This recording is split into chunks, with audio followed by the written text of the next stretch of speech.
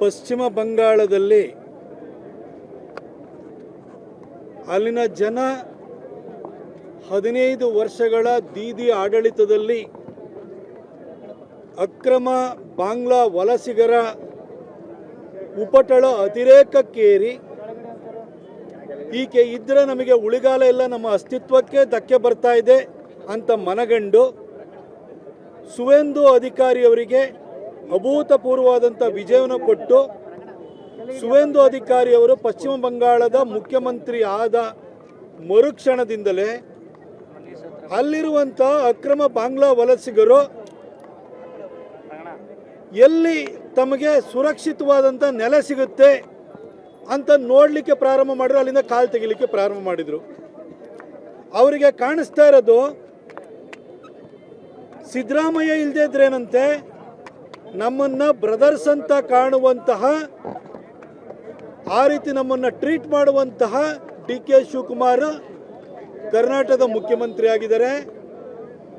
ಸದಾ RSSನ ದೂಷಣೆ ಮಾಡೋದನ್ನೇ ನಿತ್ಯ ಕಾಯಕ ಮಾಡಿಕೊಂಡಿರುವಂತಹ ಪ್ರಿಯಾಂಕಾ ಗೃಹ ಸಚಿವರಾಗಿದ್ದಾರೆ. ಹಾಗಾಗಿ ನಮಗೆ ಇದು ಒಂದು ಸುರಕ್ಷಿತ ನೆಲೆ ಕರ್ನಾಟಕ ಅಂತ ಅವರಿಗೆ ಮನಗಂಡಿದ್ದಾರೆ. ದಕ್ಷಿಣ ಭಾರತದಲ್ಲಿರುವಂತಹ 3 ಕಾಂಗ್ರೆಸ್ ರಾಜ್ಯಗಳು ಕರ್ನಾಟಕ, ಕೇರಳ ಮತ್ತು ತೆಲಂಗಾಣ, ಈ ಭಾಗಕ್ಕೆ ದೊಡ್ಡ ಪ್ರಮಾಣದಲ್ಲಿ ಪಶ್ಚಿಮ ಬಂಗಾಳದಿಂದ ಕಾಲ್ಕಿತ್ತವರೆಲ್ಲ ಇಲ್ಲಿ ಬರ್ತಾ ಇದ್ದಾರೆ. ಅದರಲ್ಲೂ ವಿಶೇಷವಾಗಿ ನಮ್ಮ ಮೈಸೂರಿಗೆ, ನಮ್ಮ ರೈಲ್ವೆ ಸ್ಟೇಷನ್ಗೆ ದಂಡಾಗಿ ಹಿಂಡಾಗಿ ಅಕ್ರಮ ಬಾಂಗ್ಲಾ ವಲಸಿಗರು ಬರ್ತಾ ಇದ್ದಾರೆ ಅನ್ನೋದು ಕಳೆದ 1 ತಿಂಗಳಿಂದಲೇ ಮಾಹಿತಿ ಇದೆ. ಅದ್ರ ಬಗ್ಗೆ ವಿಡಿಯೋಗಳು ಬಂದಿದ್ದಾವೆ. ಇನ್ಫ್ಲೂಯೆನ್ಸರ್ಸ್ಗಳು ಹಾಕಿದ್ದಾರೆ. ಭಾಳಷ್ಟು ಜನ ನಾಗರಿಕರು ವಿಡಿಯೋ ಮಾಡಿ ಹಾಕಿದ್ದಾರೆ. ನಾಗರಿಕರ ಅಡ್ಡಗಟ್ಟಿ ಕೇಳಿದ್ದಾರೆ. ಈ ಎಲ್ಲ ಘಟನೆ ನಡೀತಾ ಇದ್ರು ಕೂಡ ಗೃಹ ಸಚಿವರು ಮಾತ್ರ ಬರೀ RSSನ ಪ್ರತಿನಿತ್ಯ ಕೂಡ ರಿಜಿಸ್ಟ್ರೇಷನ್ ಮಾಡ್ಕೊಂಡಿದ್ರಾ ಇಲ್ವಾ ಅಂತ ಕೇಳೋದನ್ನೇ ಮಾಡ್ತಾ ಇದ್ದಾರೆ. RSS ಅನ್ನೋದು ಯಾವುದೋ ಸಿದ್ಧಾರ್ಥ ಬುದ್ಧ ಟ್ರಸ್ಟ್ ಮಾಡಿಕೊಂಡು KIDB ಜಾಗ ಹೊಡೆಯುವಂಥ ಉದ್ದೇಶಕ್ಕೋಸ್ಕರ ಸ್ಥಾಪನೆ ಆಗಿರುವಂಥ ಸಂಸ್ಥೆ ಅಲ್ಲ. ಅದಕ್ಕೆ ರಿಜಿಸ್ಟ್ರೇಷನ್ ಬೇಕಾಗುತ್ತೆ. 6 ಎಕರೆ KIDB ಜಮೀನು ಹೊಡಿಬೇಕು ಅಂದರೆ ಅಂಥ ಸಂಸ್ಥೆಗಳು ರಿಜಿಸ್ಟ್ರೇಷನ್ ಮಾಡಿಕೊಂಡು ಸುಳ್ಳು ದಾಖಲೆಗಳನ್ನು ಕೊಟ್ಕೊಂಡು ಭೂಮಿಯನ್ನು ಪಡ್ಕೊಳ್ತಾರೆ. ಆದರೆ RSS ಇರೋದು ಸಮಾಜ ನಿರ್ಮಾಣಕ್ಕೆ ಬಂದಿರುವಂಥ ಸಂಸ್ಥೆ. ಆ ಸಂಸ್ಥೆಯನ್ನು ಟಾರ್ಗೆಟ್ ಮಾಡ್ಕೊಂಡು ಹೇಳುವಂಥ ಕೆಲಸ ಬಿಟ್ಟರೆ ಅವರು ಗೃಹ ಸಚಿವರಾದ ನಂತರ ಆಂತರಿಕ ಸುರಕ್ಷತೆ ಬಗ್ಗೆ ಯಾವುದೇ ಕ್ರಮವನ್ನು ಕೈಗೊಂಡಿಲ್ಲ. ಹಾಗಾಗಿ ನಿರಾತಂಕವಾಗಿ ಮೈಸೂರಿಗೆ ಅಕ್ರಮ ಬಾಂಗ್ಲಾ ವಲಸಿಗರು ಬರ್ತಾ ಇದ್ದಾರೆ. ಇದನ್ನು ನಮ್ಮ ಹಿಂದೂ ಪರ ಸಂಘಟನೆಗಳಾಗಿರುವಂತಹ ಬಜರಂಗ ದಳ, ವಿಶ್ವ ಹಿಂದೂ ಪರಿಷತ್ತು, ಜಾಗರಣ ವೇದಿಕೆಯ ನಮ್ಮ ಕಾರ್ಯಕರ್ತರು, ನಮ್ಮ ನಾಯಕರುಗಳು ರೈಲ್ವೆ ಸ್ಟೇಷನ್ಗೆ ಹೋಗಿ ಅವ್ರನ್ನ ಹಿಡಿದು ಅವ್ರ ಹತ್ರ ಒಂದೇ ಥರನಾದಂಥ ಅಡ್ರೆಸ್ ಇರುವಂತಹ, ಒಂದೇ ಡೇಟ್ಗಳು ಮತ್ತು ಇಯರ್ಗಳನ್ನು ಹೊಂದಿರುವಂತಹ ಅಡ್ರೆಸ್ಗಳಿರುವಂತಹ ನಕಲಿ ಆಧಾರ್ ಕಾರ್ಡ್ಗಳನ್ನು ಆಧಾರ ಸಮೇತವಾಗಿ ಹಿಡಿದು ಪೊಲೀಸರಿಗೆ ಒಪ್ಸೋಕೆ ಹೋದರೆ ನೀವ್ಯಾರೀ ಚೆಕ್ ಮಾಡೋದಕ್ಕೆ?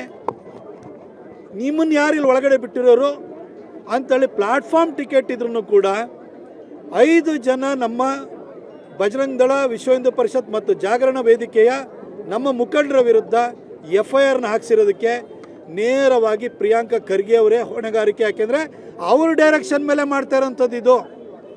ಇಲ್ಲಿ ಬಂದಿರೋರನ್ನ ತಡೆಯುವ ಕೆಲಸವನ್ನು ಮಾಡಿರೋ ಅವ್ರಿಗೆ ಮೆಚ್ಚುಗೆನ ಸೂಚಿಸೋದು ಬಿಡಿ, ಅವ್ರನ್ನ ಹತ್ತಿಕ್ಕುವಂಥ ಪ್ರಯತ್ನವನ್ನು ಪ್ರಿಯಾಂಕಾ ಖರ್ಗೆ ಮಾಡ್ತಾ ಇದ್ದಾರೆ. ಅದನ್ನು ಖಂಡಿಸಿ ಇವತ್ತು ನಾವು ಪ್ರತಿಭಟನೆಯನ್ನು ಮಾಡಿದ್ದೀವಿ. ನಮ್ಮ ಎಲ್ಲ ಮುಖಂಡರುಗಳು ಕೂಡ ಮಾತನಾಡಿದ್ದಾರೆ. ನಾನು ಮೈಸೂರಿಗರನ್ನು ಕೂಡ ಇಲ್ಲಿನ ಒಬ್ಬ ನಾಗರಿಕನಾಗಿ ಕೇಳ್ಕೊಳ್ತೀನಿ,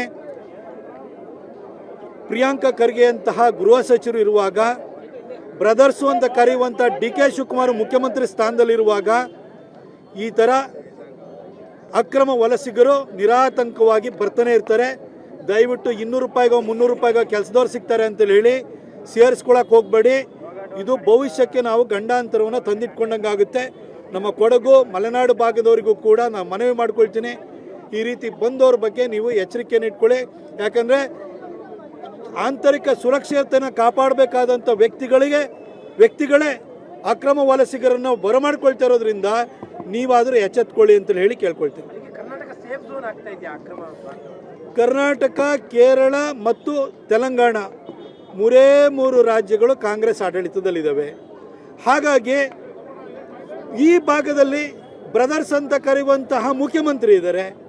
ಈಗ ಪ್ರಿಯಾಂಕಾ ಖರ್ಗೆ ಅವ್ರ ಬಗ್ಗೆ ಗೊತ್ತೇ ಇದೆ. ಅವರ ಕುಟುಂಬವನ್ನು ರಜಾಕರ್ ಸುಟ್ಟಾಕಿದ್ರು ಕೂಡ ಆ ಥರ ರಜಾಕರ್ಸ್ ಥರ ಮನಸ್ಥಿತಿ ಇಟ್ಕೊಂಡಿರೋರನ್ನೇ ಪೋಷಣೆ ಮಾಡ್ಕೊಂಡು ಕೂತಿದ್ದಾರೆ. ಇಂಥವ್ರನ್ನ ರಕ್ಷಣೆಗೆ ಅವ್ರು ನಿಂತಿರುವಾಗ ನಮಗೆ ಇಲ್ಲೊಂದು ಸೇಫ್ ಝೋನ್ ಇದೆ ಅಂತ ಹೇಳಿ ಅವರು ನಿರಾತಂಕವಾಗಿ ಬರ್ತಾನೆ ಇದ್ದಾರೆ. ಎಷ್ಟು ಸೋಷಿಯಲ್ ಮೀಡಿಯಾದಲ್ಲಿ ಈ ಥರ ಅಕ್ರಮವಾಗಿ ಬರ್ತಾ ಇದ್ದಾರೆ ಅಂತ ಸುದ್ದಿಗಳು ಬಿತ್ತರವಾದ್ರೂ ಕೂಡ ಬರ್ತಾ ಇದ್ದಾರೆ ಅಂತಂದರೆ ನಮ್ಮವರೇ ಈ ರಾಜ್ಯವನ್ನು ಆಳ್ತಾ ಇದ್ದಾರೆ ಅಂತ ಅವರಿಗೂ ಚೆನ್ನಾಗಿ ಗೊತ್ತಿದೆ.